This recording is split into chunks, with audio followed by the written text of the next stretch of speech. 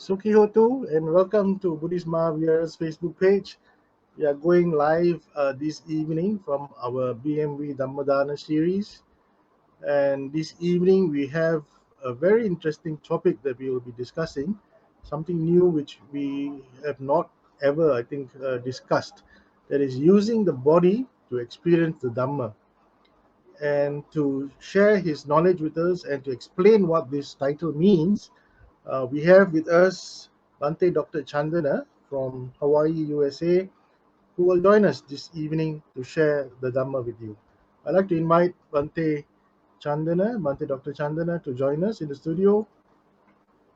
Good evening, or rather, very good morning to you, Bhante. I know it's 2:30 a.m. in Hawaii at the moment, and we're so glad that you are here to join us this evening to share your Dhamma with us, your Dhamma knowledge. And for those of you who are unfamiliar with Bhante Chandana is a very regular speaker here at the BMB Dhammadana series. Bhante is always very gracious in accepting our invitations to give the Dhamma, share the Dhamma with us. And for those of you who are not familiar with him, let me quickly read his profile, and then we will get straight into the Dhamma talk this evening. Now, Bhante Dr. Chandana is a bhikkhu and a student of the Dhamma for over 35 years. While teaching the Dhamma, for over 2 decades, Bhante Chandana has a doctorate in Buddhist ministry, as well as degrees in psychology, marriage and family counseling, and comparative religions. Bhante Dr. Chandana was born in Beirut, Lebanon, to an Armenian family, and during the 17 years Lebanese civil war as a child, he was seriously injured. This near-death experience, including the symptoms of PTSD and the physical disabilities incurred, led to the development of a keen interest in his mind to gain a better understanding of life's true purpose. And he later came to appreciate the Four Noble Truths as taught by Lord Buddha, especially given the constant presence of death, suffering, and impermanence at every corner of his life in Beirut. In 1995, he found his way to the College of Buddhist Studies, where he met the late Venerable Dr. Havanpola Ratnasara, who introduced him to the Theravada Buddhist tradition, and he became his preceptor, giving him the name Chandana. Since then, he has been granted numerous recognitions, including that of Master of Dharma. It was Venerable Dr. Ratnasara Mahanaikatero who encouraged Venerable Dr. Chandana to start teaching the Dhamma over 23 years ago, when he was still an Upasika, a lay Buddhist.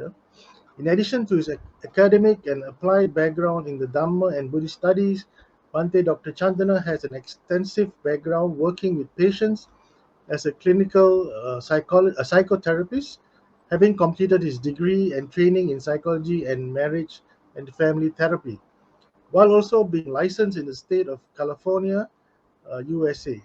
Thus, in addition to being a university professor, Bhante Dr. Chandana has worked as a mental health therapist, specializing in the areas of mindfulness, relationship, health, anger management, trauma, and PTSD.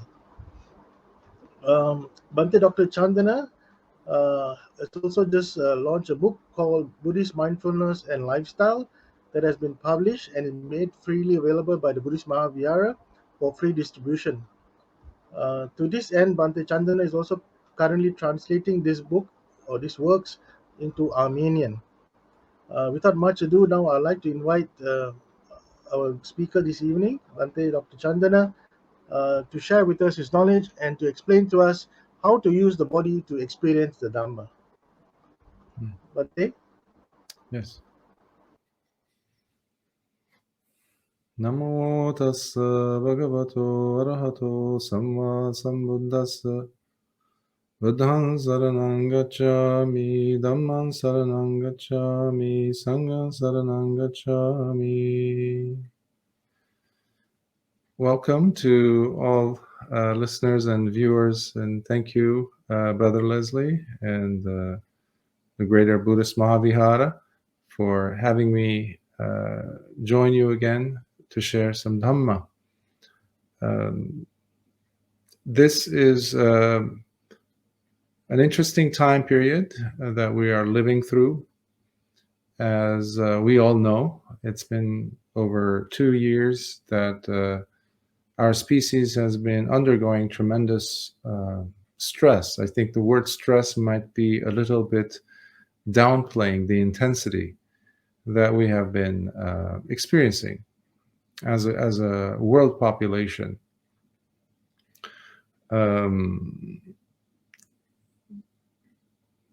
topic for today, which is to use the body in order for us to access the Dhamma, is one that has been very close to my heart and my life. As Brother Leslie was just reading parts of my bio, where the presence of difficulties in life, the circumstances and the conditions in life presented major obstacles, to say the least, and also an avenue, a jumping board, a springboard into taking things a little bit more seriously when it comes to evaluating our own life. One of the things that happens in life is we forget the most basic thing, and that is the two legs that we're standing on, or the body that we're inhabiting, the eyes with which we are looking at the world, the ears that we are using to hear what's coming in, and all the rest of the six sense doors, what Lord Buddha called salayatana, to take in all this world. But through what? Through this body. Everything valuable that we experience it through the body. But for some reason, we always seem to forget that we have a body. Until, that is, something happens. Something happens that jolts us, that shakes us. Whether it's, for example, when you burn your hands while cooking or something, or you stub your toe somewhere, and all of a sudden, that toe becomes alive for the first time in a long while. And the attention goes there. Or when you have a toothache, suddenly, as if that becomes your whole body, your whole life. In fact, nothing else takes precedent at that moment and takes more of an importance in your life.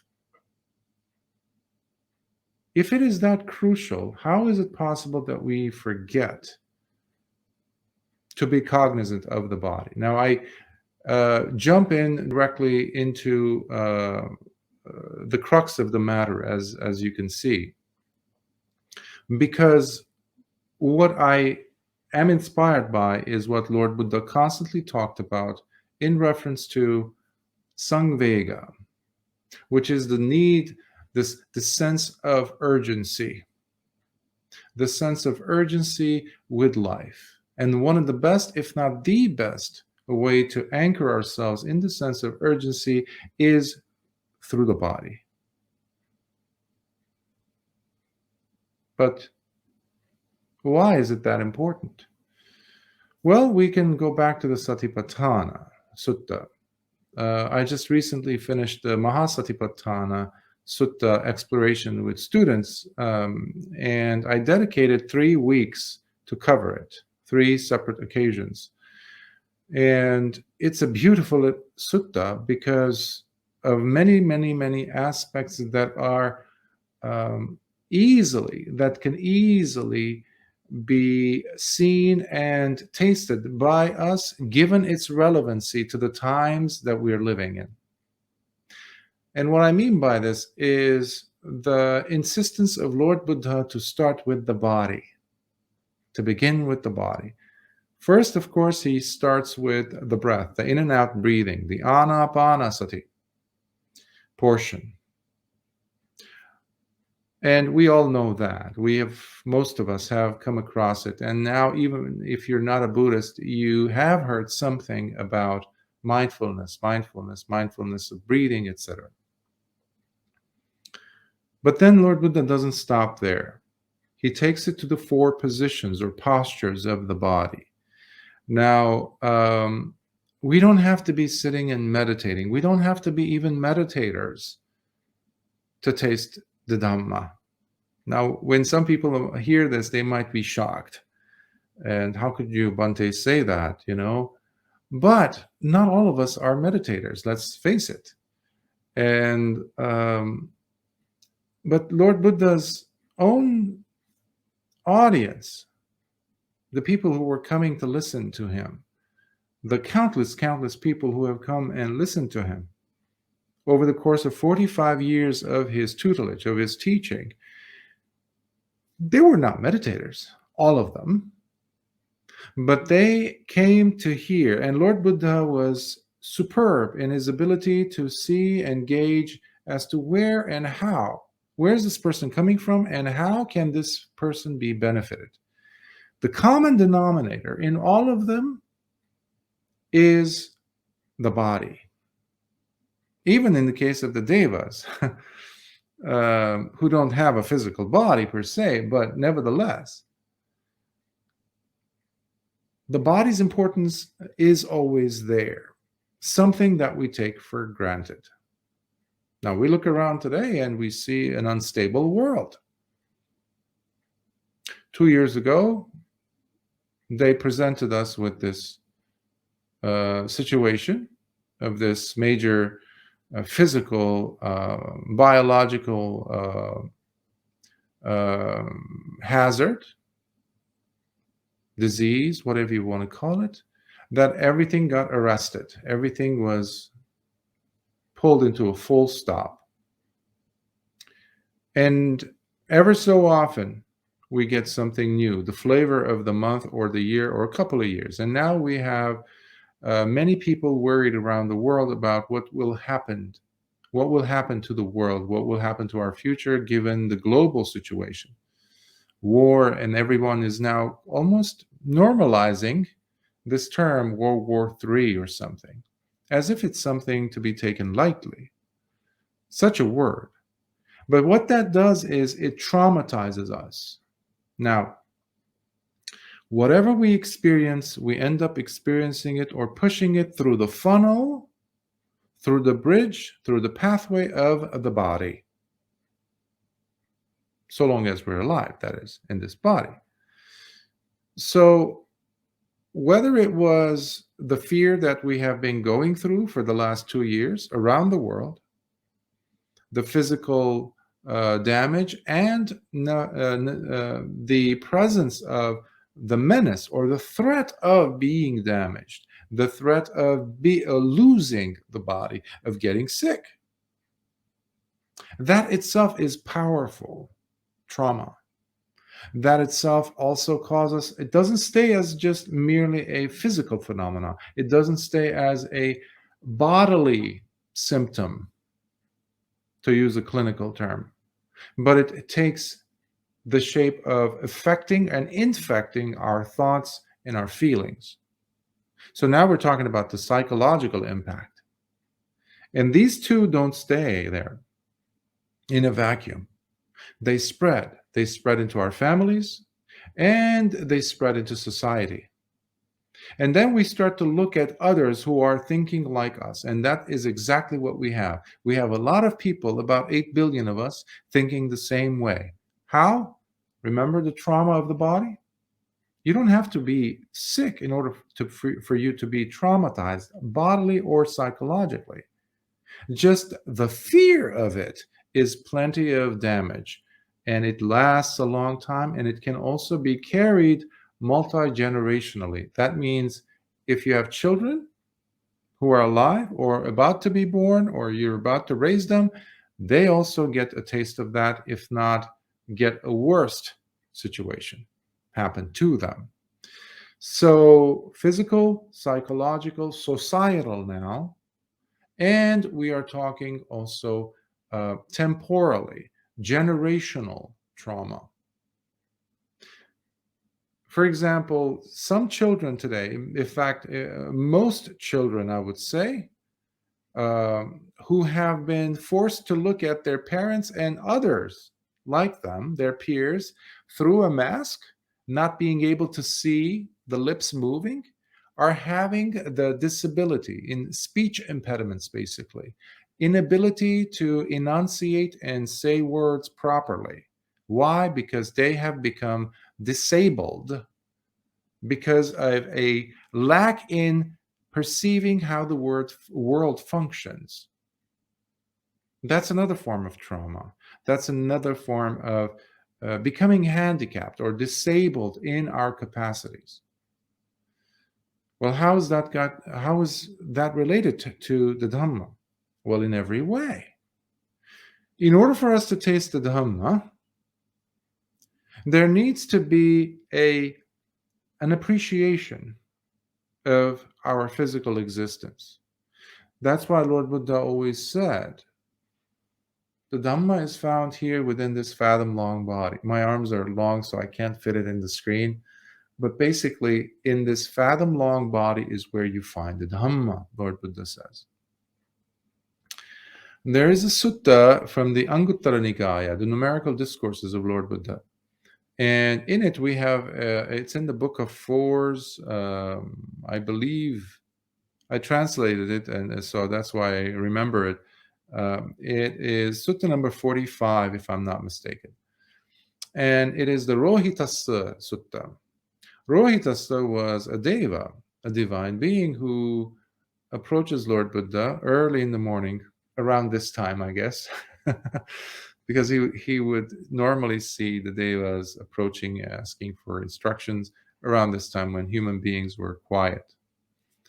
And there was peace. So anyhow, the Deva Rohitasa asks, he says, Bhante, in my past life, I had the abilities to fly through the sky. And I went from one galaxy to the next looking for the end of the universe. And in the process, he never found it, and he died. And he asks basically, Lord Buddha, is there an end to the universe? And he says, Rohitasa, no matter how how fast you travel, for however long, it's impossible for you to come to the end of the world. Now, interestingly enough, Lord Buddha also adds that unless the person comes to the end of the world using the body, the fathom-long body, then there can never be an end to the world. I'm paraphrasing very loosely, by the way, which on the surface might seem paradoxical. But what he was trying to say is this, in a nutshell, for the average person to understand. If we want to find comfort and sukha, which is the opposite of dukkha, then we need to start from somewhere that is concrete, that we can relate to, that we can see and appreciate and understand. Something that we are always using and applying and living through, meaning the body. Some people think that they have to punish the body. Some people think that they have to push themselves out into some kuti, some hut, some tent, somewhere in the jungles, or live alone necessarily in order for them to taste or live the Dhamma. The Dhamma is not like that. Buddhism as such is not a religion like that. It is based on concrete empirical evidence. It is based on the person's experiential reality, something that there's no denying. Remember that toe that you hit by accident? It shakes you into reality. That urgency, that samvega, can allow us to really penetrate the Dhamma. Now, when I say penetrate the Dhamma, what do I mean? Or the samvega, what is the urgency about? People who have been taking their lives for granted suddenly have become glued, so obsessed with keeping themselves healthy at the cost of their humanity, at the cost of other things that they have been working and making money for and trying to um, get educated, etc., for its own promotion, but never looking at it. It's like the invisible or the elephant that is in the room that no one wants to talk about. And that is the body. There's a story I think I might have mentioned once here. And there was a farmer who had 100 donkeys. And so every morning he would get up and he would count those 100 donkeys. One day he gets up and he's counting the donkeys and he's getting 99, not 100, 99 only. There's one missing. So he starts worrying and he starts thinking, my neighbors must have stolen one of them. And he goes and is upset and he wants to start a fight and he's even ready to kill someone because how dare they steal my donkey? So the neighbors come trying to help and resolve the situation. And they see how, well, he's perplexed. So they say, okay, so let's count with you. So they start to count as well the number of donkeys that are in the field. And they get 100. He counts again, he gets 99. And they turn to him with a sly glance and they say, did you count the donkey that you are sitting on? He didn't. And that was the donkey that we are sitting on all throughout our lives, but we are never attentive to it. And that is the body until it gets sick. Now, either way, the body is going to get old. If we are lucky enough to live that long, it will get sick and it will die.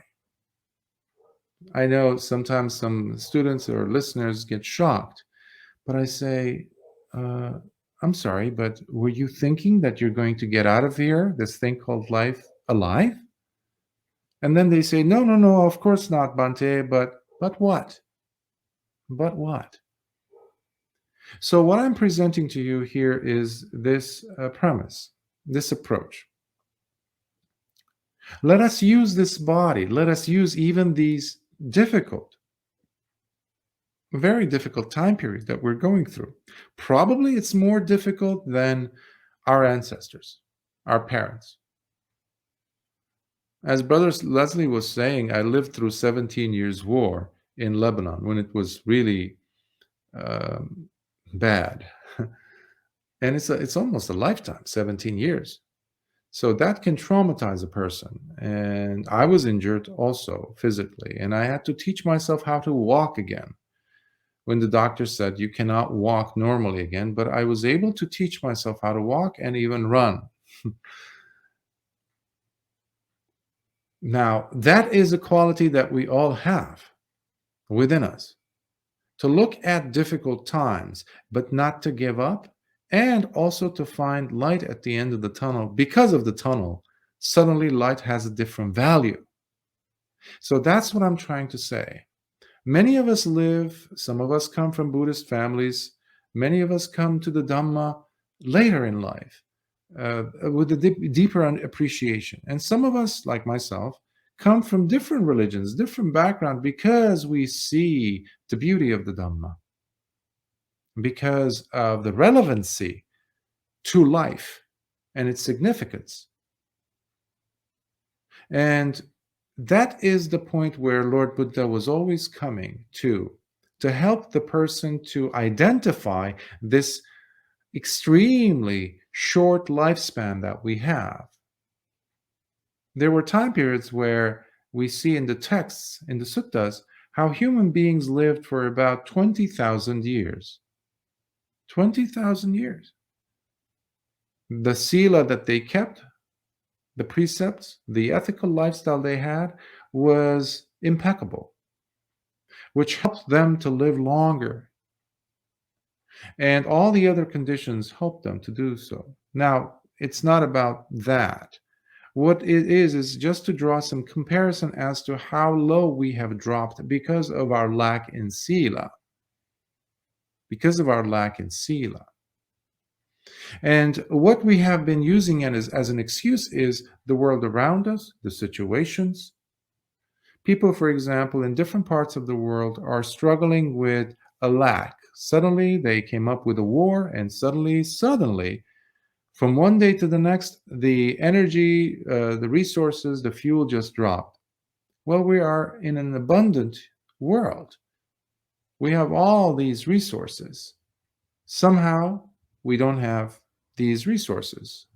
That is how they are convincing human beings. And now we start fighting amongst ourselves. And now we add another layer of psychological and emotional trauma.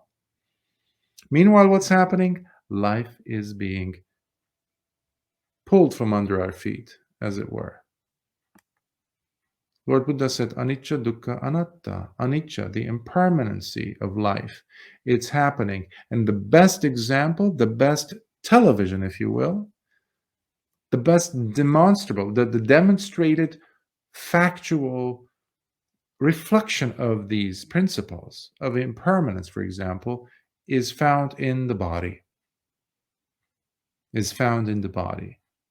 So let us remember Lord Buddha's statement that if you want to taste the Dhamma, you have to use this body. Now, how do we use the body?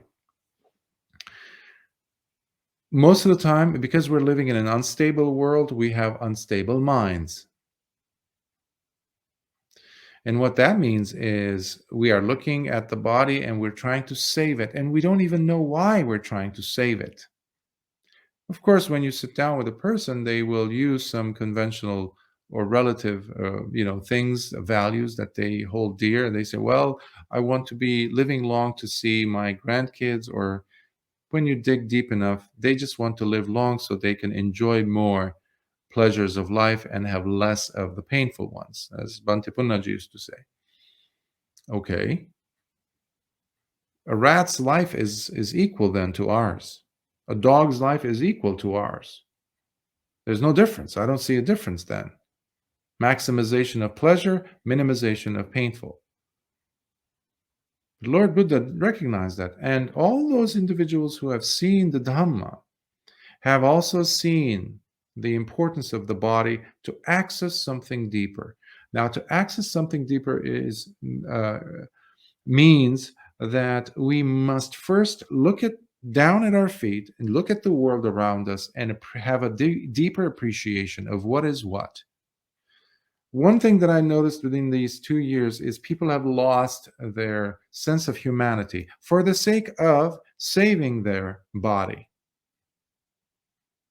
their health. They've been losing the sense of decency towards each other, the empathy, the compassion, the Brahma Viharas that we practice, Metta, Karuna, Mudita, Upekkha, they've just become lip service in a sense. It's like an empty shell of what it used to be. Because the person has forgotten to be kind. If I'm not kind to you, that means I definitely am not kind to myself. If I'm inimical or aversive or hateful towards you, that means I have the same attitude towards me, because that is where I get my practice. So, if I need to have a better relationship with you, with the society at large, with the world, with the environment, I need to check my attitude with myself. And what better place to start than the body? Now, to do this, we can start with the breath. It's not boring. I was just mentioning in an earlier retreat I was giving with students how when I would be in a clinical setting and I would have patients come, and the patient might be very anxious, distressed, or sad, or depressed, and they are on the verge of breaking down. One of the first places that I start with is the breath. After I made them feel calm and safe in that environment, with a softer voice, connecting, empathetic approach, all these things, where the person doesn't feel like they're alone in this whole world, with that pain. Then I would guide them through the body, meaning sometimes I would use just the sensations. What is the most loudest thing that you're experiencing right now in your body? They would say, my breathing in my chest. I say, okay, let's start with that. Can you feel the texture of your skin against the clothing? How your chest is pressing against the clothing? Or can you watch? Let's watch the belly going up and down. Or just the breath. Or how your body feels on the seat or your back feels against the chair. So as the person is doing that, they are removing themselves from the psychological, traumatic, constantly coming up with newer and more devastating, more horrendous ideas as to what is happening or what is going to happen that is terrible. So you're pulling the person out of that and you're putting them in the body where we have reality take place. See, we believe our thoughts more than we believe our experiences of reality, of the body. We don't have the body. We don't occupy the body normally. Normally. If we did, we would call that mindful living. But we don't. Why? Because we're always dreading what could happen in the future. So as the person is coming back into the body, occupying it, suddenly I would notice the breathing go slower and slower and slower until their facial muscles relax. And I asked them to open their eyes, etc. And I asked them, how, if from a scale from 0 to 10, 0 being you're completely calm, 10 being extremely anxious or depressed, where were you when you first came in to see me today? They would say, oh, I was at an 11. From a scale from 0 to 10, they were at an 11 or a 9 or a 10. And I would ask them, where are you now? And this is only happening within a few minutes, 4 minutes, 6 minutes. And they say, oh, I guess I'm at a 2 on that scale, or a 1 or a 0. See what happened? You just gave the person a glimpse of release. One of the words for nibbana is release that we use in English. In Pali, we can say vimutti or vimokha. Nibbana is another form of it. Or nirodha, the ending, the cessation. Of what though? Release from what? Dukkha. Dukkha. Dukkha is not something found in suttas. They're not something that you find in some Dhamma sharing or something like this. No, it's not found in a retreat. Dukkha is found in the body, just like Sukha is found in the body. So we have 2 years of dukkha, basically, that we are allowing it to go to waste. And that's a shame, because many people have died, many people will die. I mean, that's the nature of the body. That's the nature of the body. So Lord Buddha's urgency has always been to look at this life and not take it for granted, and start using this body to access deeper and calmer states of mind. Because you will not be able to experience jnana dasana, or seeing the Dhamma, having the Dhamma eye, or to have the understanding of uh, just looking at things and seeing how they come to be.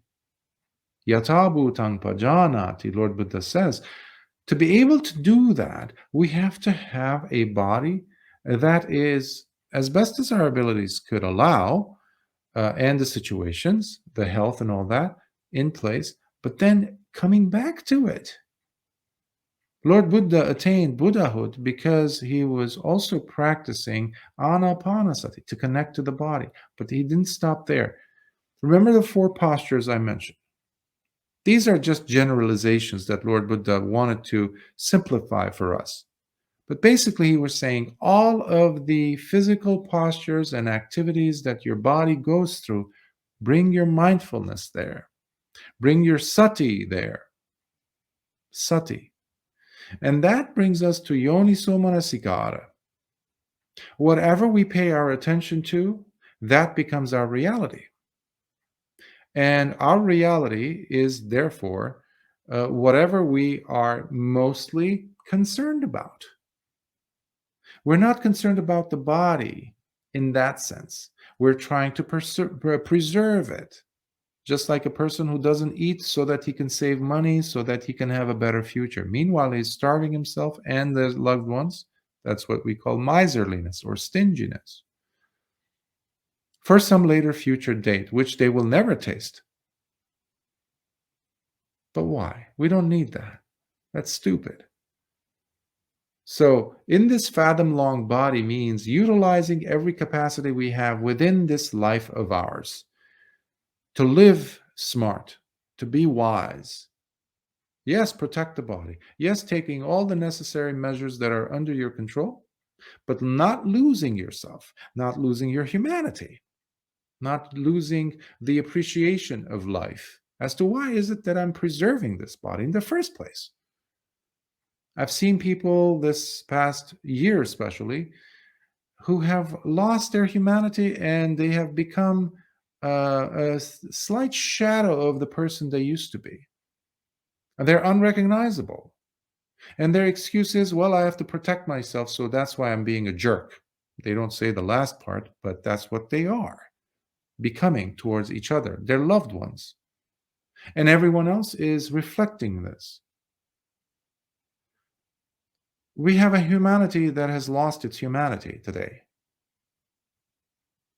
Things don't pinch us as badly as it used to. I remember a time when people were very careful in showing or saying things that were harsh, that are jolting, that are shocking. Now they don't even have that impact because we've become normalized, we've become used to it. And now we need something even worse to shock us. But we don't have to. Because we have the biggest shocker there is. We have aging and death waiting for us in this body. If we even convince ourselves that we somehow are going to live forever by keeping myself healthy or whatever.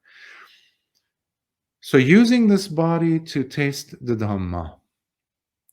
Take your mindfulness with you wherever you go. Hold the hand of your sati wherever you go. Because if you don't have sati, all the puja that you give, you do, means nothing. It's a joke. The same with sila. Some people are very good with their sila, at least on the outside.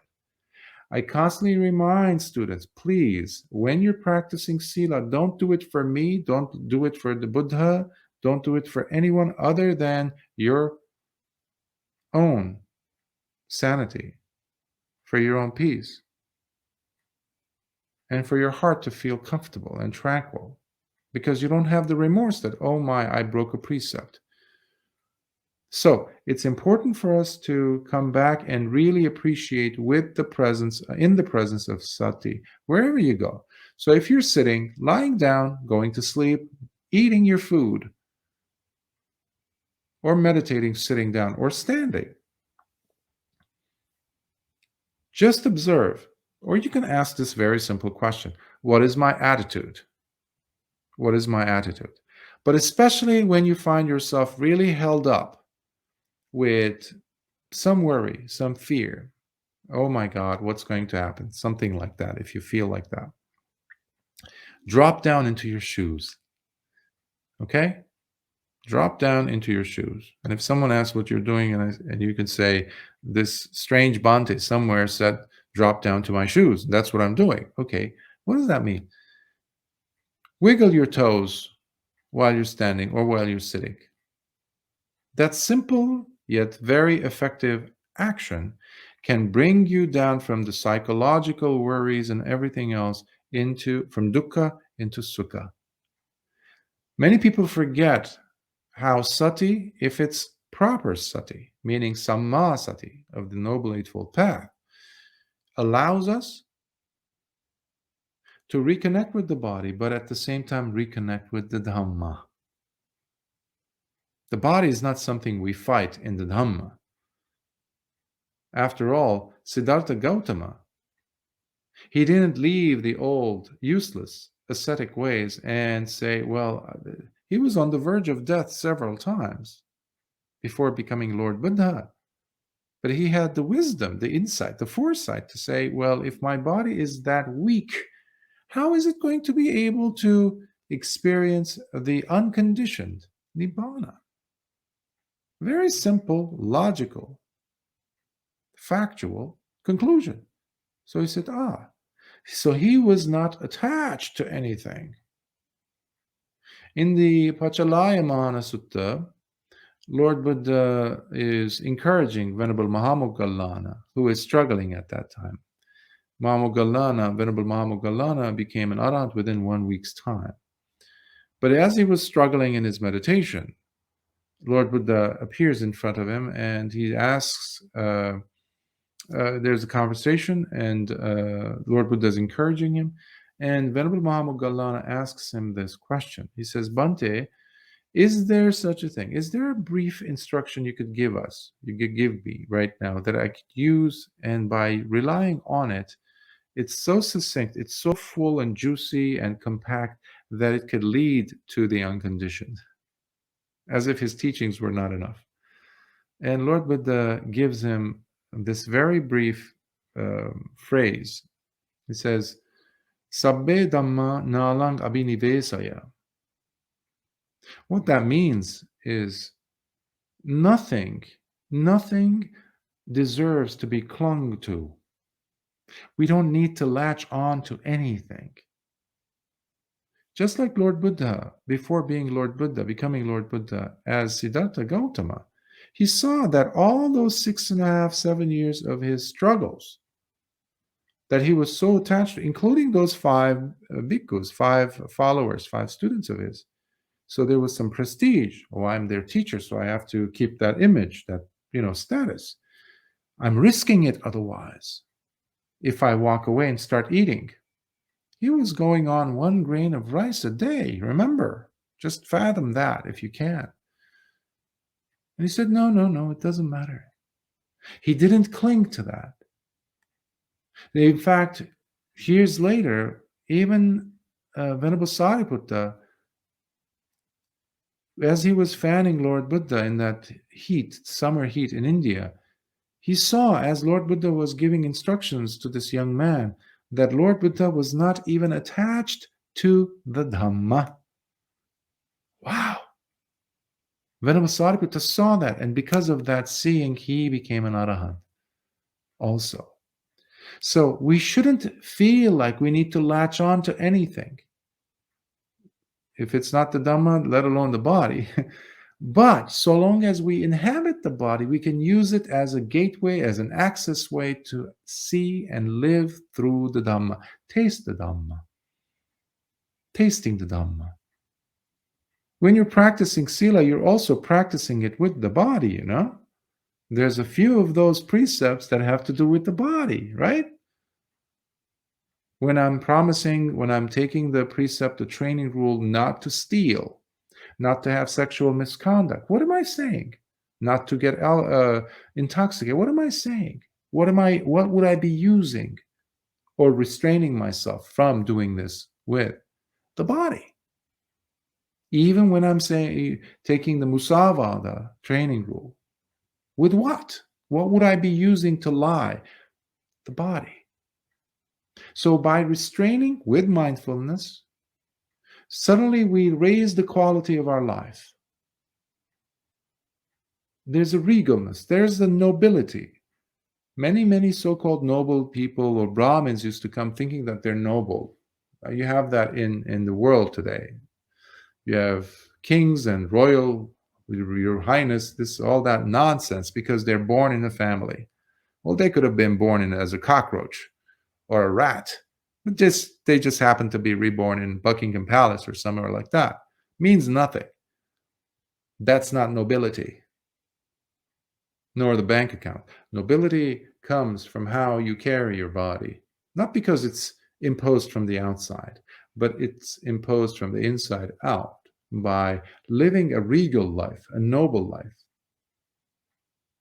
When you're taking the 5 precepts, when it's Uposatha, when you're taking the 8 precepts, or when you're taking every single step in your life with awareness and mindfulness, with a smile, both on your face and in your heart.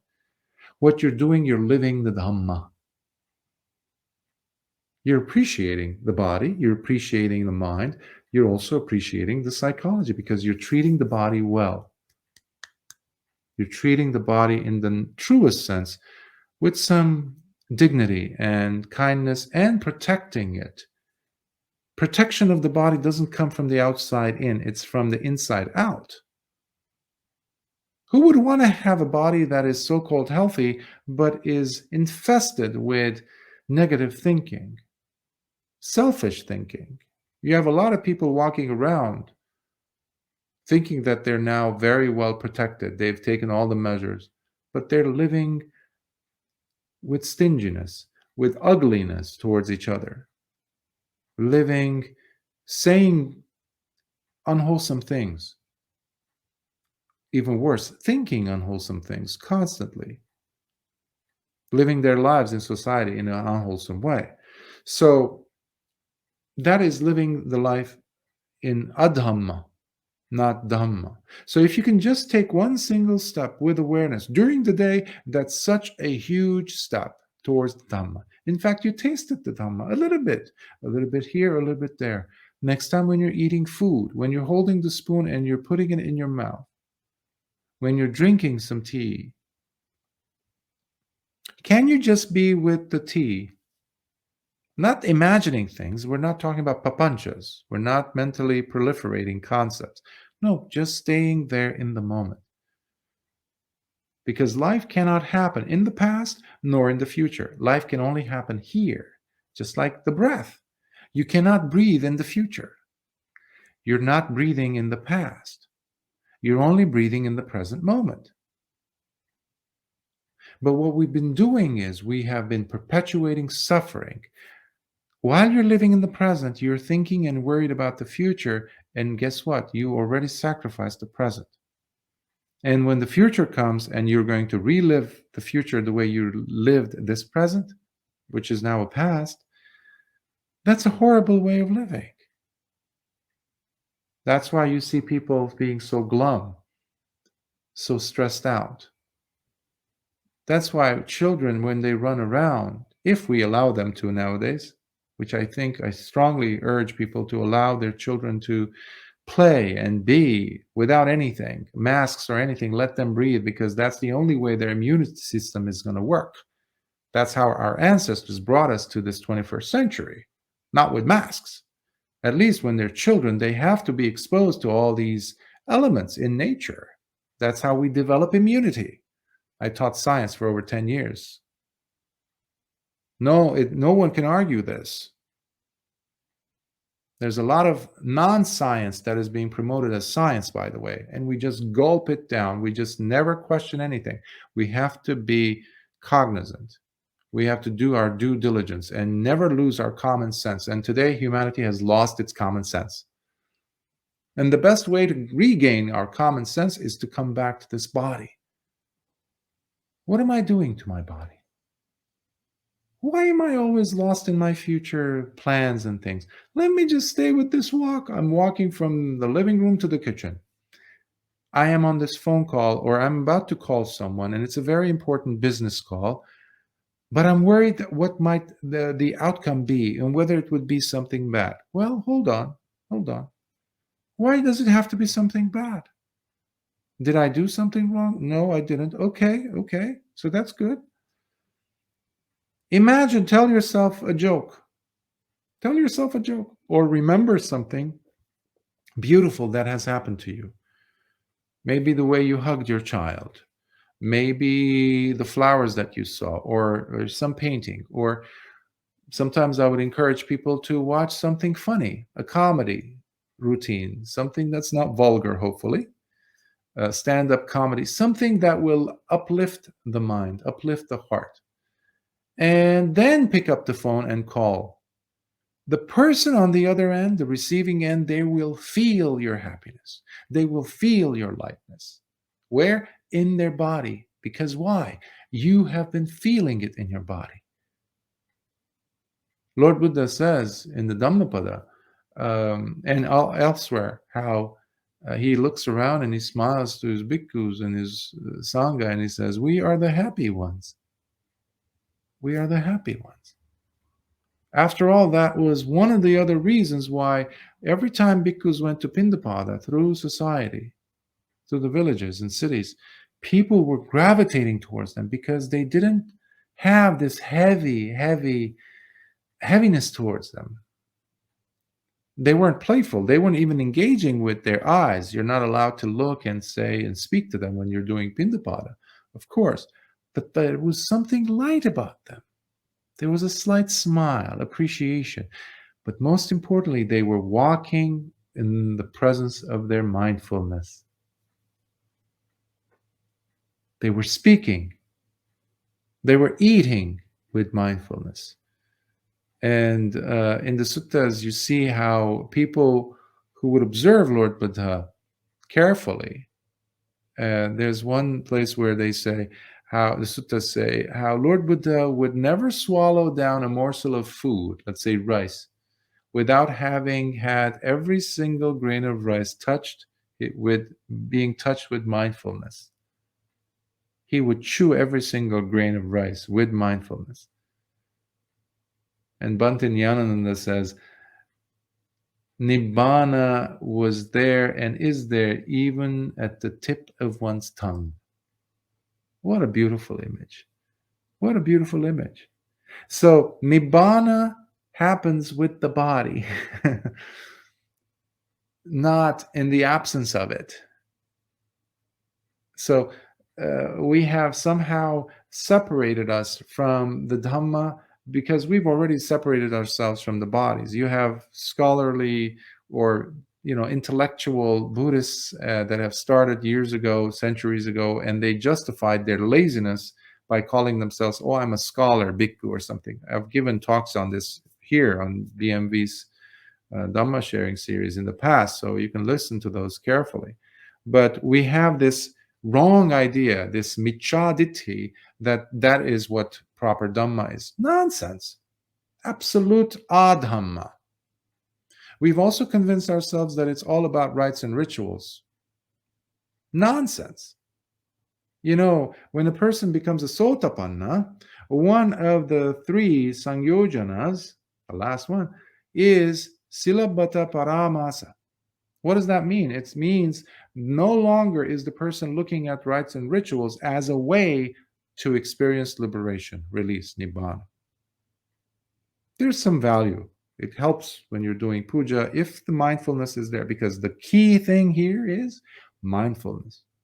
Because you're checking your cetana, you're checking your intention behind doing this puja, this anumodana. Why am I doing this? What is my attitude? Why am I giving this food or offering? That has to be checked. And the way to check it is always coming back to this, what we call the fathom-long body. So that is our headquarters, if you will, to come back to again and again, again and again. That is how we practice sila. And that is how we experience nibbana as we proceed.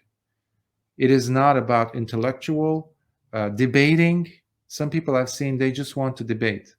Now, when I give talks or I'm invited somewhere, now I haven't been because it's only Zoom, I always encourage people, are you here to debate? Because I don't waste time.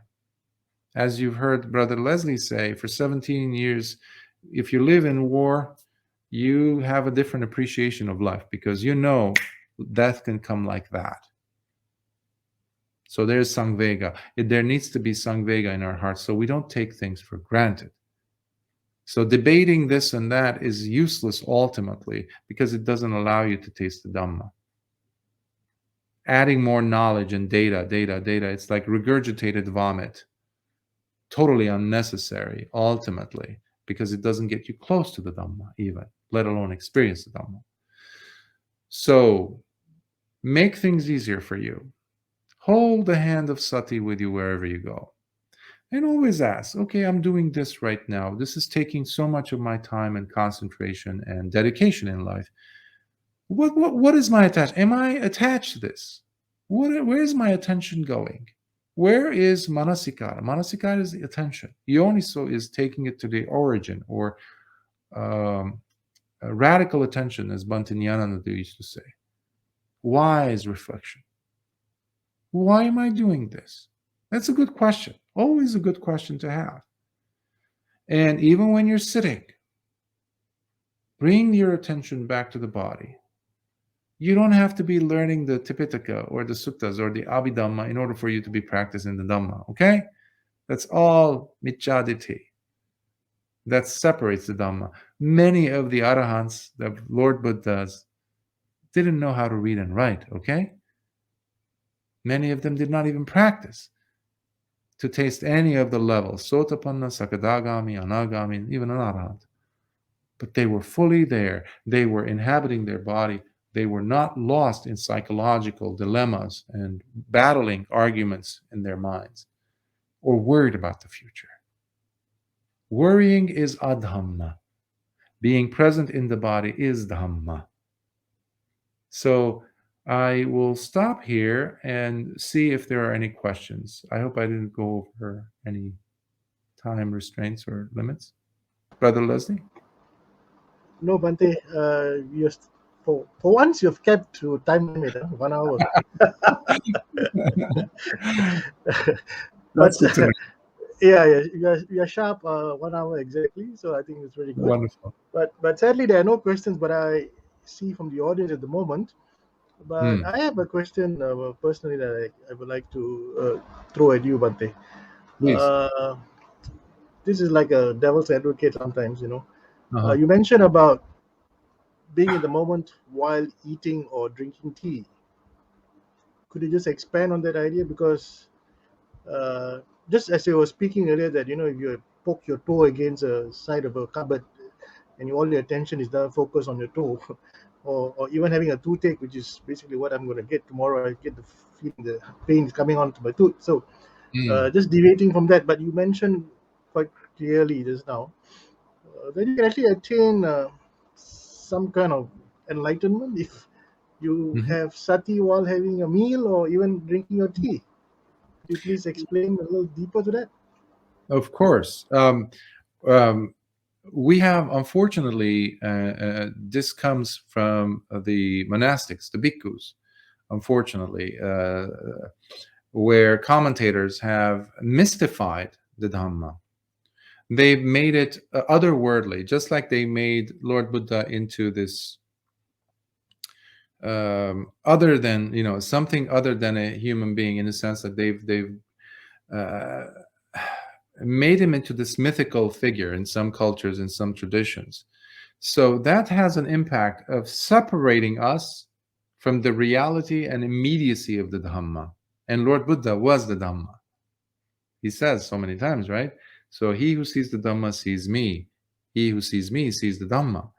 But what that means is he's showing that if you're practicing, you are in the presence of the possibility of release. And that is what Nibbana is. And that is all that the Dhamma is trying to do. Yes, Lord Buddha taught that there is dukkha, but he also taught the other thing. It's remedy, it's antidote, which is Nirodha, which is the Nibbana, which is the Noble Eightfold Path, the Magga, with which you experience Nibbana. So there has been this separation, unfortunately, where we are not able to connect with the simplest things. Many of the, when you read the Thera Gathas and Theri Gathas, you see so many arahants, and both male and female, the bhikkhus and bhikkhunis, talking about the moment of their awakening. Rarely do you see where it was simply while they were sitting. Sometimes they were, but many times they were while they occurred. The Nibbanic experience happened, the release happened, while they were engaged in doing something very menial, something very simple. I forgot whether it was Venerable Patachara. Theri, she was so present with whatever she was doing with mindfulness, as she reaches over to extinguish her oil lamp. As she extinguishes it, that's where it happens. She becomes an arahant. Now, coming to the food or drinking tea. When we sip some tea, we're not here, are we? It's just very automatic. We're not even thinking. We're just going through the process. We're just like automatons. Just like when we do things or when we say certain things. How many of us can pause and say, why did I just say that? Did I really want to say that? Or why did I do that?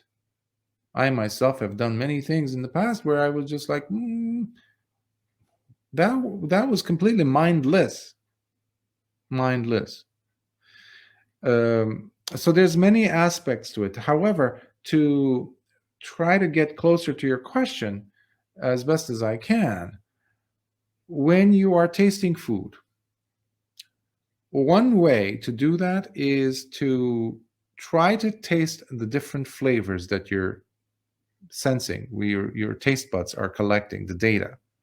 You know, Salayatana I mentioned, one of them is the taste. You have a tongue, you can taste. Now, when you're bringing mindfulness in, what you're also doing is you're allowing the mind to be just present with the taste data that's coming in. Same thing with the eyes, same with the ears. So what happens is there's a point of contact. Point of contact. Unfortunately, with many of us, what we do is when the contact happens of the taste on the taste buds of the tongue, there is a series of triggers that happen. And the triggers I mean here are generated by the kileshas. Because with the contact also came what? Feelings. So you stubbed your toe, you're hurt. One time I was in Italy and I was walking and I was staying in this room, and I didn't know how the furniture was. I was just trying to situate myself, and so it was unfamiliar territory. So as I was walking, I was barefoot. I hit my toe, my small toe, against the furniture, and it was a very painful experience. To this day, it hurts actually. It was very bad, but it brought me to the present moment very quickly. Of course, it has some bad feelings to it. That's what I want to come back to. So there was a contact, but there was also the feeling. What kind of feeling? Lord Buddha mentioned 3 kinds of feelings, right? Pleasurable, painful, and neutral. Now, when we have, let's say in that example, a painful feeling, immediately we like to latch on to, remember the lobha dosa moha, the kileshas I mentioned? That comes and completely clouds the original contact that took place. It was contact, then there was feeling immediately following, but then we come with, I like this, or I hate this. Why did this happen to me? It always happens to me. See the story? So when you were tasting the tea, for example, and it was, let's say it was too warm, hot, and you burn the tip of your tongue. You go, what happened? So a person who is doing or living life according to the Dhamma is observing what took place prior to it getting to it with practice. This happens with practice, of course. Until you get so fast in your sati that you're able to not get to the point of kileshas coming in and ruling the whole experiencing and ruining the experience also. Because even when you're burning the tip of your tongue, that can also be an opportunity for you to awaken. Even when you stub your toe and you feel so bad, pain, your mind, if it's present, it will still watch what is happening in the mind. And that's where you don't do the asmimana, the conceit of I am. This is me. This was my toe. This is happening to me. Why does this always happen? See? So you don't get into the storyline.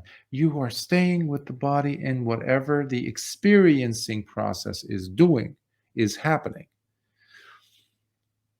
From the Udanas, we have the Bahya Sutta, where Lord Buddha spoke with Bahya Daruchirya.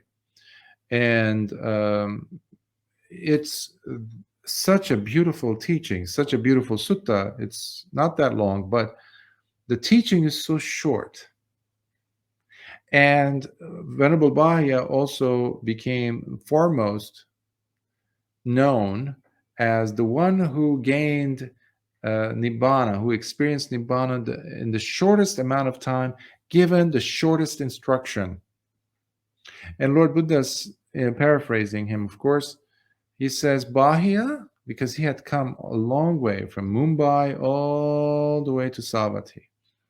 And he had been running, just resting at night for a few hours and then getting up and running again to get to Savatthi, because he had the urgency, he had the Sangvega. He was using the body correctly. So he gets there, he's finally comes to the city because they tell him he went to the monastery first. So he goes to the village when Lord Buddha is doing Pindapata, alms collecting. And finally he asks Bhante, please give me a teaching. Lord Buddha initially says no, because his mind is so agitated, Bahya's mind still, because he just ran like, I don't know, maybe a couple of thousand miles. And finally it rests and he says, Bahya, when seeing, just see. Using your example, Brother Leslie, when tasting, just taste. Whether it's your rice, whether it's your favorite meal, whatever it is, whether it's your tea, just stay with the taste. And don't add anything, don't subtract anything with mindlessness. Now, how many of us can do that? Initially, not many, if any. But with practice, we can. We definitely can, and I see this all the time. Where it's like a muscle. Think of it as a muscle. So the more you get into the habit of watching, okay, this is my practice time. Because many of us come up with excuses and reasons why we shouldn't or we can't meditate. Okay, are you eating during the day? At least once. Most lay people eat 3 times a day. Okay, so that's 3 opportunities. And depending on the length of time you dedicate per meal time, that's an opportunity for your eyes to see the plate, the bowl, to see the food, and check your attitude towards the food. Is there greed? Is there lusting after the food? Already, this is a great opportunity for Dhamma to be experienced, because you would be hearing Lord Buddha's teaching to Bahya, but this time to you. When seeing, just see. When tasting, just taste. When feeling something, just feel. Not be attached to it, not be fixated on it, because life is always in a stream. It's a process. It's always happening. You don't hold on to anything. Remember, sabbe dhamma nalang abhinivesaya, nothing is worth to be clung to, latched onto. But that doesn't mean that you shouldn't be staying with the object as it's happening. As it's happening. And sometimes you see this with children. They're so alive. They're so present when they're playing with the ball or this or running. They're so present. And there's a freshness to it. So absolutely, while you're drinking your tea next time, make it an adventure of awareness.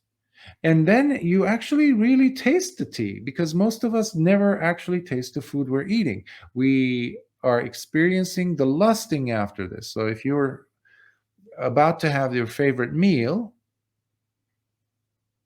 you're not even tasting the food, You're actually holding on to, yes, you're like, finally. But your taste buds are not even tasting it. Maybe in the beginning, but then your mind takes over and you're lost in how I'm supposed to feel. And usually it also involves memories. Ah, yes, I remember when I first ate this meal and it was amazing. My grandmother made this. I had this here. You're gone into what I call sometimes la la land, away from reality, away from the body. So you don't have to go on a retreat in order for you to be practicing sati. You can practice sati even if you're sitting when you're sitting in the bathroom, by the way. Lord Buddha is very clear on this. He says, even while urinating and defecating, you are mindful of what's happening. When you're brushing your teeth, you're mindful. Check. Which hand am I using to brush my teeth with? It's a good way to connect with the body. Or when I'm brushing my teeth, what is my other hand doing? Are you aware of it? Are you standing straight? Is your body balanced? Meaning, is there an equal distribution of your weight on both of your legs, on both of your feet? And what position is my feet in? That's another way you can always check. Every time you feel like you're lost in your worries, see if you can convince yourself to come back to, how are my feet positioned right now? These are very important questions that bring you to the Dhamma. You don't have to be knowing the Abhidhamma or learning the suttas left and right and memorizing things in order for you to think that you're doing the Dhamma, you're practicing. No, those are helpful, of course, but no. When it comes to mindlessness, we need to be mindful first of the body. Check the feet's position. How are my feet positioned? Are they both like this? Is one like this? Or am I on the side? Or is one leg up underneath me? All these curiosities are different gateways, doorways to take us to the Dhamma. Because what worked with Bahya, who immediately became an Arahant, by the way, he went from the lowest, he attained Sotapanna, Sakadagami, Anagami, and Arahantship very quickly. It's a sudden, but it took a long time for him, because in that life he hadn't been practicing, but in previous lives he had been a bhikkhu, very diligently practicing. So, but as far as we're concerned, just start with your meal. Just start with the way you are. If you take the bus or the train or the commute, or you're on the phone, or you're about to text someone, see if you text every single letter with a drop of sati.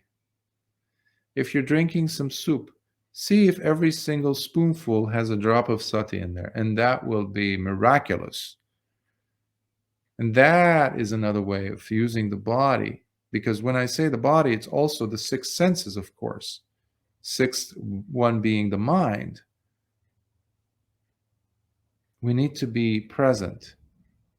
Otherwise, we're not present to life. We're just sleepwalking through life. And most of us, 8 billion people, we're sleepwalking through life. And it's such a shame to waste this rare human birth, this opportunity. We have 8 billion humans, but we don't have 8 billion human beings living the lives of humans.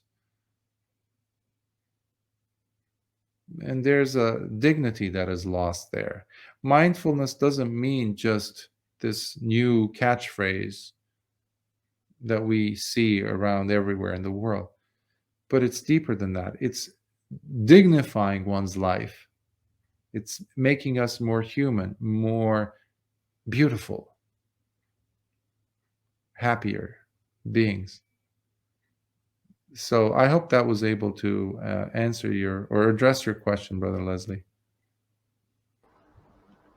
Thank you, Bhante. I think that was excellent explanation and guidance. And I think it's also a knee jerk for most of us, because I think we go through life, as you say, dreaming. From the time we wake up, we are really not really in the present. We're just like brushing your teeth. You don't even. It's a habit. It's you don't even know you're doing it. And then go for breakfast. You don't even realize you're having breakfast, because it's just something you do on a daily basis. Then you just go to work, or whatever it is. You Mhm. don't use this opportunity to actually practice sati. I think it's amazing. It's a very good advice, Bhante. One more question from me before we go to the audience. What about those armchair meditators, guys who are lazy to be really meditating? What advice do can you give them? I'm actually one of them. I'm actually an armchair meditator myself. So, what good advice can you give us, Bhante? uh, take the Dhamma away from the cushion. Take it with you wherever you go. Don't let it end and start and end on the cushion.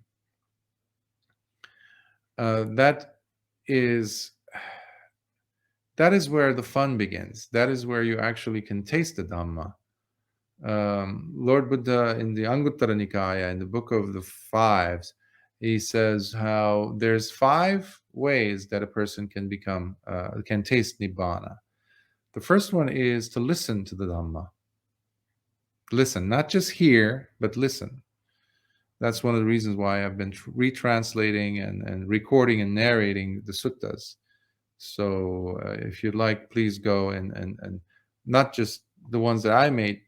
It's freely available for posterity. I'm still working on the Anguttara Nikaya. I'm going to get to the Samyutta Nikaya before I die, I hope. So, but anyhow, listening, it's so important and powerful. So Lord Buddha says, through listening to the Dhamma, one can become even an arahant. Second is while teaching the Dhamma. Third is while we are repeating the Dhamma. While we have taken something and we're repeating, let's say, some of the phrases that I said today, like yatha bhutang pajanati, or nothing is worth to be clung to, etc., etc. And we have so many verses of Lord Buddha. You don't have to know entire suttas, basically. That's what I'm saying. The fourth one is when the person is pondering these principles and teachings while they're sitting or engaged in life. And then the fifth one is when you're sitting and meditating. That's the fifth occasion where Nibbana occurs. So I wanted to briefly say that because many people think that it only happens as a result of, or during rather, the sitting practice. Well, what happens to the rest of the time? It's very similar to, as a clinician, for example, people would come and say, or because you would meet the patient once a week, let's say, unless it's a crisis case where you have to meet them more than once, perhaps. But it's usually about an hour as a psychotherapist working with the patient. So sometimes they would come and I would tell them, come back to the next session, and I say, did you do this? Did you do this? Whatever I instructed you, gave you, suggestions and tools. Did you apply any of these? And they say, no, no, no, no, no. I say, okay. So you mean to say that this 1 hour, almost 1 hour, is going to be equivalent to 6 days and 23 hours of you completely forgetting about whatever we discussed here? That's what we do. A person might be sitting for 1 hour meditating. That's good, fine, but it's not as important as what that meditation could turn into if they take it with them during the rest of the 23 hours of the day. That's why Lord Buddha did not want to keep any gaps there. He even said, while you're urinating and defecating, I mean, can it be more blunt, more direct, more related with real life? So, as we've all been there, the armchair meditator, because there's a certain aura around it. There's a certain idea or mystique about it. But it's nothing like, it doesn't have to stay like that. That's what I'm trying to say. So let us create this lightness in our approach and be less rigid. And yes, there's been a lot of teachers who've been promoting such very austere, serious approach to the Dhamma. That you have to know this, you have to know this, and you have to do this. And it's very regimented, and it has less and less of humanity to it. When you are looking at your loved ones, when you're looking at your children, for example, or your parents, how are you looking at them? It's almost like acting for many people when they are meditating, doing the armchair meditation routine. Just like I would say to those patients, I would always urge people to not take it for granted, and definitely not turn it into a cold, lifeless habit. Lifeless habit. Because oftentimes when we are that serious with our sitting meditation, that can turn into a tension being built. It's like tightening, like a spring. And all of a sudden, when the meditation time comes up for you to get up, you go, oh, thank you, I'm out. Where did all that effort go? What was that? That's no samma vayama. That's no right effort. You just were practicing discipline. That's what I say sometimes.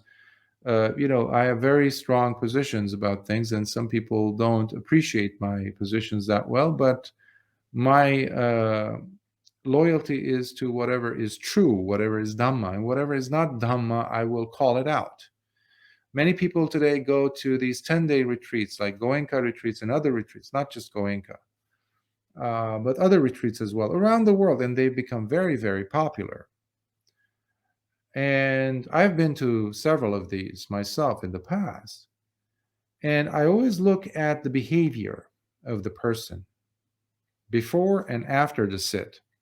I'm looking at my behavior, but I'm also observing others, which is our responsibility as individuals.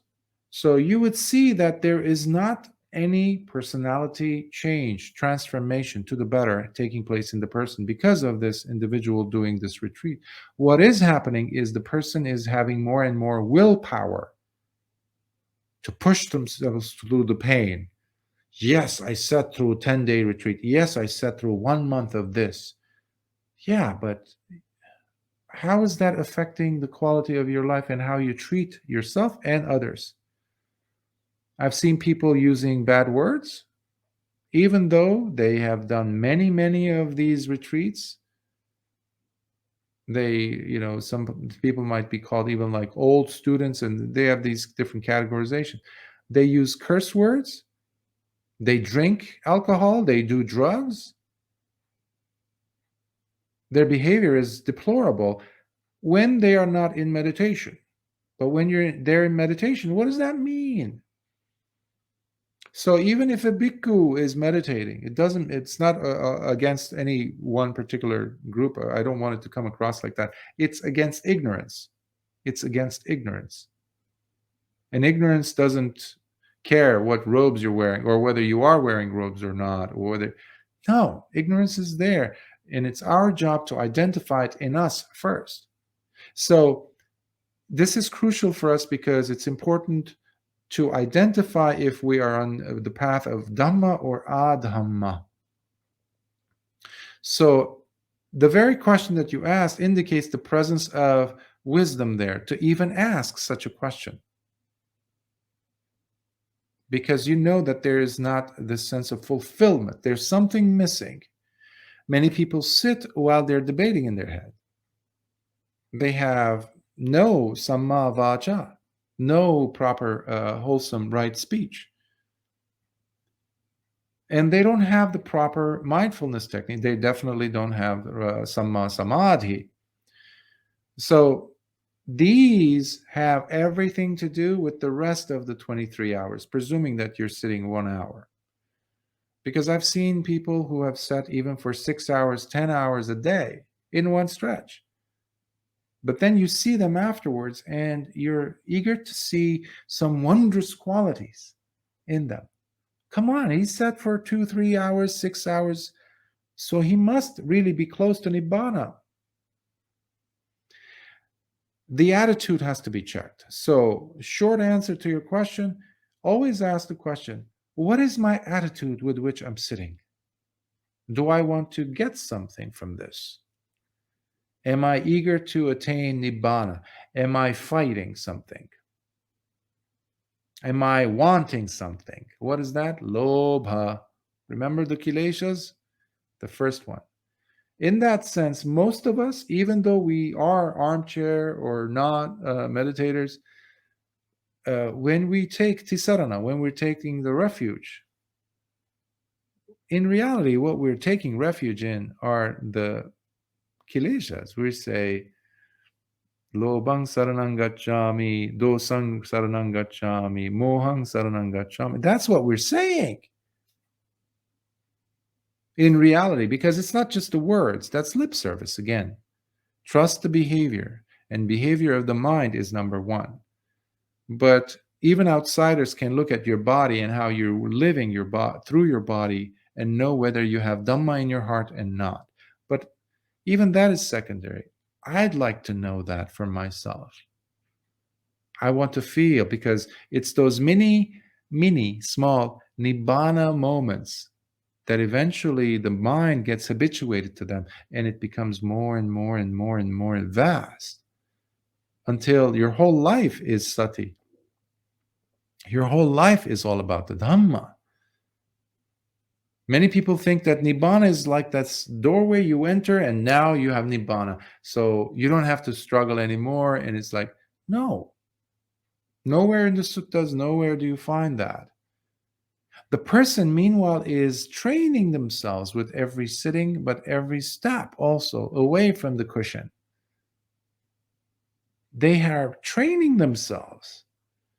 And that is what's building. That is what's building and the capacity in the person to really one day experience that release, full release. But in the meantime, they are releasing themselves in these small, small processes that are taking place, thanks to the presence of the mind and thanks to knowing what attitude they are practicing with.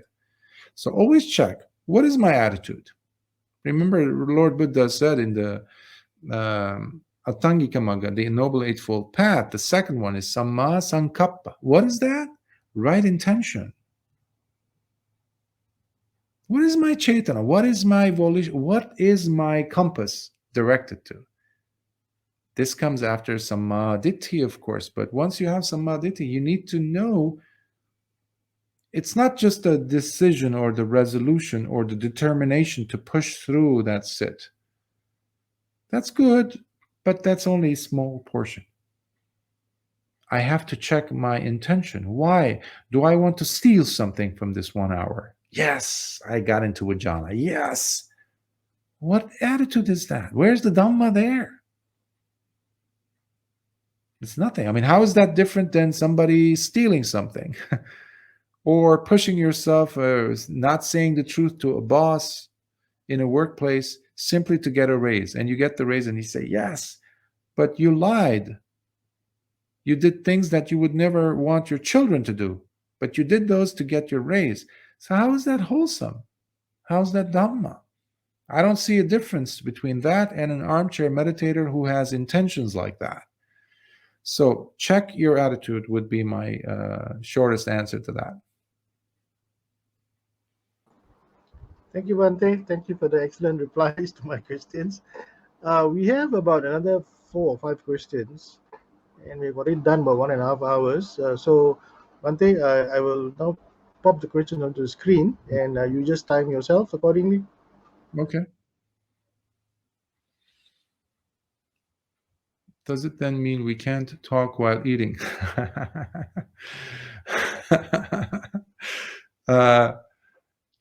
If it's necessary, of course, you have to talk. It's not a somber, very serious, gloomy affair, especially if you're sitting with people and you care, or family members. The important thing is, just like I was mentioning earlier about checking your intention. Most oftentimes when we're talking or about to talk, it's coming from greed. If you feel like that tension build up and it's like, I have to let go, I have to say it, I have to say it, I have to say it. Ask yourself, why do I have to say it? Really? Is it the end of the world if I don't say it? If I say it, well, what happens then? What these two things mean, you eating and the desire coming in for wanting to speak, they usually come from a point of running away from what is happening. There's attachment there. There's lusting after things. There's running away. Stay with it. Stay with it. Maybe by you saying this word that you want to say, might actually be coming from a desire to break the silence. Some people can't stand the silence. They feel uncomfortable. They have to say something. Why? Why? Why do I have to say something? Sometimes you have to say it, and then go ahead and say it. But my invitation is, always ask, is it necessary? Is what I'm about to say coming from a place of love? Is it true what I'm about to say? So is it necessary? Is it true? Is it coming from a place of love? Is it going to help the person in any way? Is it something bad about someone else? Am I gossiping, basically? And if it's about someone else, ask yourself, would I say this if that person was here, sitting here with us? If it's gossip, usually we would go, I won't say it. Why? What happened? Well, because he's here, she's here, I can't say it. So you see, all these intricacies. So it's not a matter of saying or talking. Of course, you can talk while you're eating, but don't be so rigid. So it's not like, don't do this, do this. That's not Dhamma. That's not Buddhism. We use wisdom. We use common sense. If it's necessary, say it. But before saying it, check, where am I coming from? Am I running away from tasting this food? Even while you're tasting, even if you don't say it, your mind might be going 1,000 or 100,000 miles a second, but definitely not with the food you're eating. So there's that danger as well. So always check. So it's not a matter of yes or no, don't, yes, no. If you need to talk, talk, but not at the sacrifice of something else. And that something else is the calm and tranquility of your mind. That's ultimately what we're going for. So I hope that was able to answer your question. Dear Bhante, when in much physical pain, do I continue maintaining mindfulness of my breathing, or should I focus on the pain method like some of the meditation techniques taught, and the pain will eventually subside? Thank you. There is a place for the awareness of pain. By the way, Lord Buddha never, ever said, go ahead and note, let's say, I'm walking, I'm walking, or painting, or something like that. What he said is pajanati. The person knows if there's this, if they're walking, or if there's pain. You're not ignoring, you're aware of it. Now, as far as staying with the breath, there is this thing called a subterfuge where, just like children, let's say if a child is playing with something and dangerous, so you come then and you want to take that away from them, let's say matches or a lighter or something, or a sharp object. If you take it away, they're going to start screaming, or they might hurt themselves. So one of the smart things to do is give them something else and say, oh, look at this, and they automatically would let go of the other thing and take this. So it's very similar to that.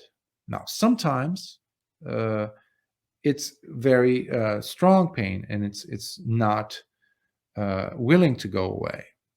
Now, of course, if you have medication to take and the doctor's given them to you for that, and the pain is there, go ahead, please listen to your physician, the doctor, your general practitioner. But there are times when pain is there. Now, the last thing you want to do is run away from it and not learn from it. This is especially in the context of meditation, by the way. Now, there is such a thing that is result of sloth and torpor, or just boredom, tinhamidha. And what that means is basically it's a hindrance, it's a nivarana that comes in and usually takes the shape of a physical manifestation.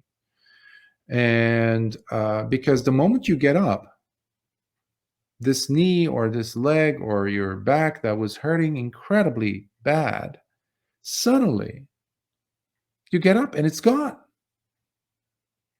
That is the product of nivaranas, the hindrances. Now, that doesn't mean that there isn't the other kind, legitimate kind of pain, meaning you really feel the pain, like you get up and you walk and you feel the pain still there. So there isn't a point in sitting through the pain, but at the same time, we're not suppressing it either. Remember, this is called the magga, the majjhima pada, the path of middle path. What that means is we don't lean on either extremes. We stay in the middle and we make the most of this, in this case, the pain. So it's important, if you have developed your practice to be evolved enough, if you can maintain the tranquility of mind and still experience the pain, this takes time, to go ahead and look at the pain, but in the sense of your relationship to the pain, meaning my attachment. In normal language parlance, what I'm saying is, do I like what is happening? In the case of the pain, we say normally, no, I hate this pain. That becomes your object of meditation. So in those moments, you don't need to be practicing just the breath, because that becomes one-pointed meditation, focused meditation, which doesn't leave room for you to experience any insights. Okay? There's no panya that's coming out. It's like I was saying earlier about, determination. That becomes just a matter of, yeah, I pushed through and I was able to sit for the other 2 hours or something. But how? How did you sit?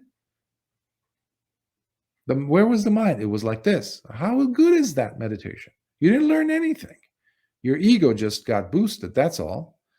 So wiser thing would be at that moment to switch.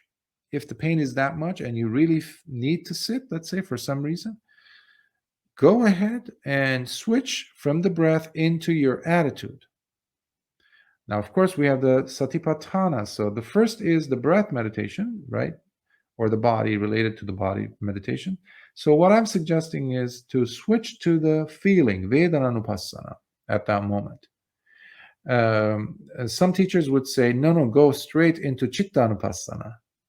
Depends on the person. And that's why it's good to have a teacher that you can work with and can calibrate what would be best suited for you. So Vedananupassana would be checking my attitude towards this pain, because there's feeling, obviously, right? So pain is a bad feeling. It's a painful feeling. Here is where you can practice the Chittanupassana, where you can look at your heart's or your mind's quality, if there's attachment to this painful feeling, meaning attachment also is resistance. I don't want this. Why is this happening? That resistance is hate. That's another word for dosa or vyapada. So eventually, as the practice grows, you apply the Dhammanupassana and you're looking at the actual hindrances that are showing up, for example, in response to the physical pain. And if you go deeper and deeper, you also can look at it in the form of the context of the 5 aggregates, the Pancha Upadana Khandas, the 5 grabbing aggregates. Maybe, usually there is, by the way, I'm just saying maybe, but the person will see that there is this grabbing desire of, this is my body. I want to protect it. I don't want anything bad. What is that? That's coming from ignorance. So you see, you're now practicing vipassana. So you didn't use the breath as a way to kind of suffocate, to kill the pain, because there's pain. It's an opportunity to teach us something. Now, I'm not saying advocating for, yeah, go ahead and sit with the pain. No, sometimes it's difficult for us to just ignore the pain. And that is a great opportunity to practice insight and not run from it. So I hope that's helping you, that suggestion. Dear Bhante, as we get older, should we learn to meditate on Maranasati? Oh, can Bhante briefly explain how meditation on death should be done? Thank you. Wonderful question. I wouldn't say just when we are getting old, because as I was mentioning to another student today, I even maybe today also here in this Dhamma sharing, but to grow old is a luxury.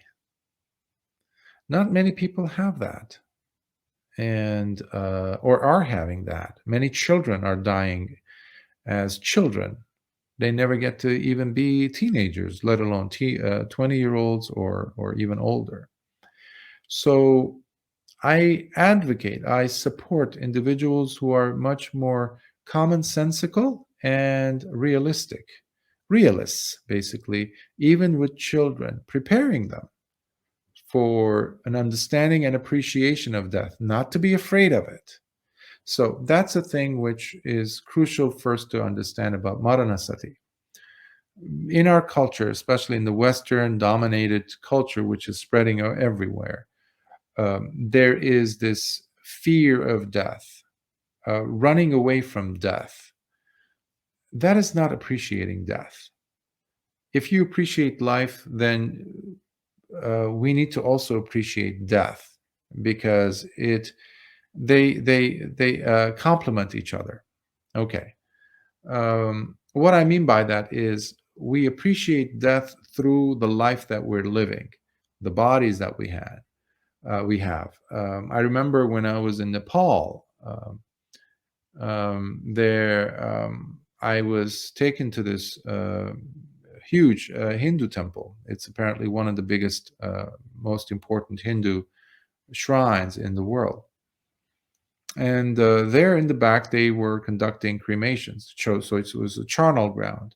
So you saw the human bodies in different stages of their cremation, and the smells and the sights and all these things. That could be one way of practicing Maranasati. Now, why though? Why? Not just, as I said, not just when a person is growing older. Also, when a person is too infatuated, obsessed about keeping the body healthy, obsessed about having a long life, and being a prisoner to that, a slave to it. One of the best ways that Lord Buddha has used to disengage us from such a decrepit and attached way of living, meaning it's fearful living, because you're always afraid, oh my, I don't want to die. I don't want to get sick. I don't want to get sick. Something that about 8 billion of us are obsessed with today for some reason. That's why I was jokingly saying, nobody's getting out of here alive, Nobody. So when you practice Maranasati, if you're doing it right, you are actually being a realist, first of all. Your feet are concretely like on the ground. You're solid. Why? Because you're appreciating this other aspect of life. Death is an aspect of life. So when we are infatuated or so stuck on this body and keeping it, preserving it, becoming aware of the body dying, whether through pictures. Now, many in the modern world, it's very difficult. It's to find a place where, unless where you live, there is such a place, to find charnel grounds. So, but we have digital media. We have, for once, we can actually use YouTube and the websites and things for our own advantage, not to indoctrinate us and not to tell us what to believe. The way it is run, that's what it's happening with Facebook, YouTube, and the news, especially the mass media, mainstream media. They are pulling us away from realism and what is really happening in the world. So that is on us. It's our due diligence that is required. One of the best ways to do that is practice Maranasati. Okay. Looking at pictures sometimes is the first step towards putting yourself in this, because it can be shocking for many of us. Sometimes a person might be stuck with that image for a few days, and they might really be shaken up, and not in a good way. So we have to ease our way into it. So that is how I would approach answering your question. So then you could say, from a 2D image, from just a picture to a video. I once saw on YouTube a cremation process, how the body, they put it, and mortician was taking the body and this and that, and then they put it in the cremation, or etc. Or look at videos of, in Tibet, for example, the deceased is taken to this place where there are these individuals who are specialized in taking the body, and not to be so gruesome because some viewers might not be open to this, so I don't want to shock them. So basically, these individuals get rid of the body and cutting it into pieces, and then vultures come. The vultures are there. They come and strip the body from its flesh, and what is left is the bone, and then they crush the bones and turn them into powder and give them the ashes so they don't have ashes. So the powdered bone material, they give them back to the families, because they don't have wood there in Tibet, so culturally. So you have these. So, but you don't have to be there. That's what I'm trying to say. So you can watch it through videos also. Something that I used to do decades ago.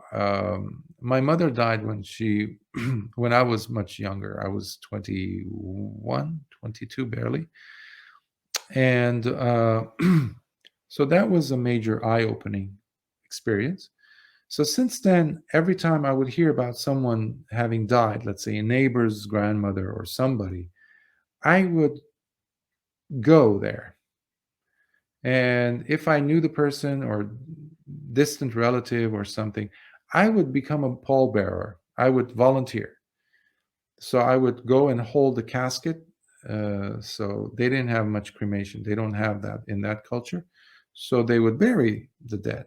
So I would be close to the dead person as possible, meaning I would be the pallbearer holding the person only less than a foot away from the actual body inside this box, this casket.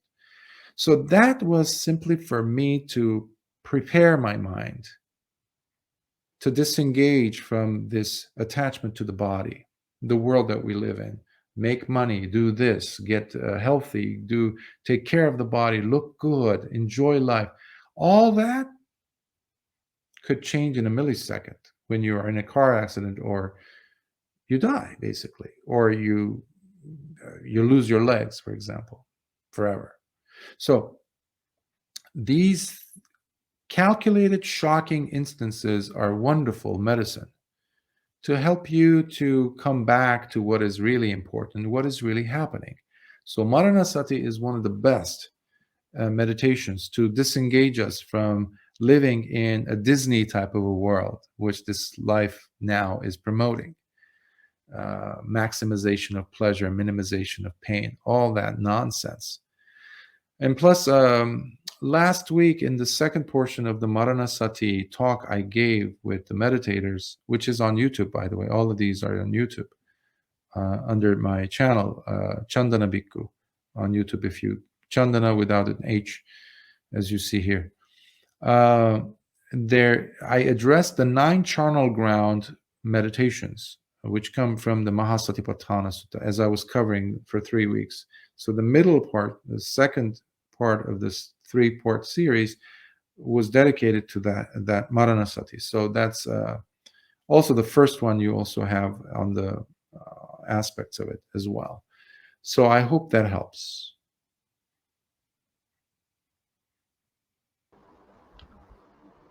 Okay, Bhante, we have about we're coming to almost 2 hours since first Oh, started. Bhante, can we take one last question before sure, we end? Yeah. sure. Dear Bhante, I hope you don't mind me indulging in this question. On the contemplation of the 32 parts of the body, I wanted to find out how each part looks like from the internet. Okay. However, I discovered that the general count is 78 organ parts. May I know why are the other parts left out? They're not left out, I would say. In fact, there might be even more than 78. I used to teach biology. I was a high school biology teacher, AP, advanced placement. So uh, uh, you have to also think in context, and not just when you're reading the Dhamma suttas. When we say 32, some might even say 31. I've come across people saying that. These are just numbers to delineate the different sections of the body, because where is when a person is looking at the body as a whole, identifying with it, versus Lord Buddha coming around and saying it's the body is like a person who's holding a bag with two openings, one opening on each side, and inside the opening there's different kinds of grains: sesame seeds, mung beans, rice, different grains, etc., etc. And you're opening both ends and you're letting it spill, and you're looking at each of these and you're identifying, oh, these are the chickpeas, those are the sesame seeds, those are the kidney beans, those are the... So the whole objective is not the number. Please be mindful of that. We don't care about the number. What we care about is what is being said, what is being done, in fact, by the meditator. Even if you see a few of those, let's say the kidneys, let's say somebody who has an attachment or feeling very uh, um, attracted to the opposite sex, for example, or having a hard time getting the image of some seductive image from their mind about a person. Okay. Uh, One of the best ways to deflate that or to make that seduction disappear is you look at that person's hmm, I well, given the nature of the question, I will ask you to indulge here. Does this person have a bladder? How about intestines? You see where I'm going? Penetrate through the clothing into the body, into the bladder, and it's full of what? Urine. This very seductive person, very seductive, attractive, whatever you want to call it. They also have poop in their bodies, in their intestines. They're not made out of plastic. They're a real human being with 32 parts or 78 parts. Who cares? As bhikkhus, we during our ordination, the upajjhaya, the preceptor, gives us the 5. He doesn't go through all the 32. If they want to, of course they can, but ultimately, any of these, just thinking about this, kesa loma nakadanta tacho. Kesa is the head hair. As they are shaving the head of the samanera, you see the hair on your palm, or you see it on the ground. That was part of me. What happened? Oh, they're all around me. What happened? Well, that is the person's attachment that is coming apart slowly, slowly. So you use it as a meditation tool. So please don't be literally taking these numbers. I would encourage you when it comes to things like this. So, because that can be a deterrent for some meditators, because they get confused, understandably. And you don't have to be confused, because you need to look at what is being said. What is the objective? Lord Buddha didn't care about these numbers. Remember, there's a sutta where Venerable Ananda and a carpenter are having an argument, because Venerable Ananda is saying Lord Buddha taught that there's this many feelings. Earlier I was saying 3, And the other one's saying, Lord Buddha said there's three kinds of feelings. So they go back and forth and they say the only person who's going to solve this is Lord Buddha. So they go to Lord Buddha and they say, Bhante, he's saying this is how many feelings you said, you taught us. And he's saying, or I'm saying, there's this many. Which is it? And Lord Buddha says, I have given instructions in the past where I said there's three kinds of feelings. And I've also said there's, 12 or 18 or 36 or even 108 or even more types of feelings. So you see from there how it's not the number, it is what you can extract from the gist of it. Just imagine the bag with the two openings. Each of the openings represents something. One is the anus, the other one is the mouth. So all of these two are like the bag, isn't it? So if you can just think about the blood, if you can just think about the inside, because this very, very thin skin has convinced us that there's nothing underneath it. What a joke. What a joke. What a deception.